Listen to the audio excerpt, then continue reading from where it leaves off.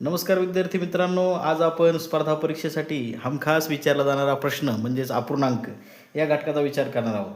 तसं पाहता अपूर्णांकाची बेरीज, वजाबाकी, गुणाकार आणि भागाकार ह्या चारही क्रिया एकदम सोप्या असतात, परंतु त्याचा सराव नसेल तर त्या क्रिया अवघड वाटतात. मग सराव करत असताना तर स्टेप बाय स्टेप सराव करायचा असतो. सर्वप्रथम आपल्याला या गोष्टींचं महत्त्व कळलं पाहिजे का कुठं काय गरजेचं आहे. आता या ठिकाणी पहा, याला आपण छेद म्हणतो. हे 4 छेदात आहेत, हे 4 पण छेदात आहेत, हे 3 अंशात आहे, हे 2 पण काय आहेत तर अंशात आहे.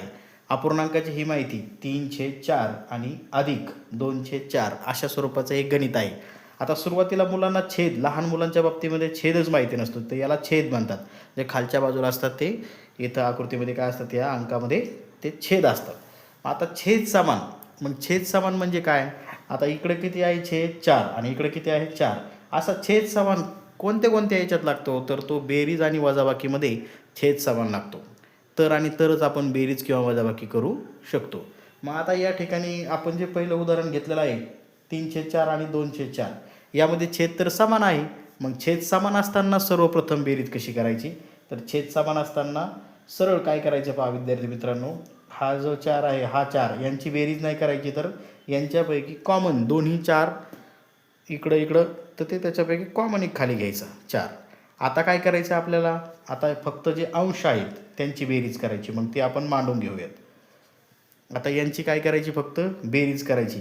विद्यार्थी मित्रांनो लक्ष द्या, अंश आणि छेद या दोन्ही गोष्टींमध्ये जर छेद समान असेल तर छेद कॉमन घ्यायचा, अंशाची काय करायची फक्त बेरीज करायची. मग 3 अधिक 2 किती होतात 5 आणि खाली छेदात 4. आता इथं जर भाग जात असेल तरच भाग द्यायचा, नाही तर आपलं उत्तर हेच असणार आहे 5/4. आता भाग जात असेल म्हणजे काय तर 4ला 2ने भाग जातो, परंतु 4ला 2ने जातो किंवा 4च्या पाड्या 4 आहेत, परंतु 2 किंवा 4च्या पाड्यामध्ये 5 नाहीत.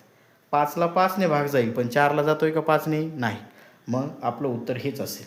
तर अशा प्रकारचं हे उदाहरण आहे. आता आणखी एक उदाहरण घेऊ आपण.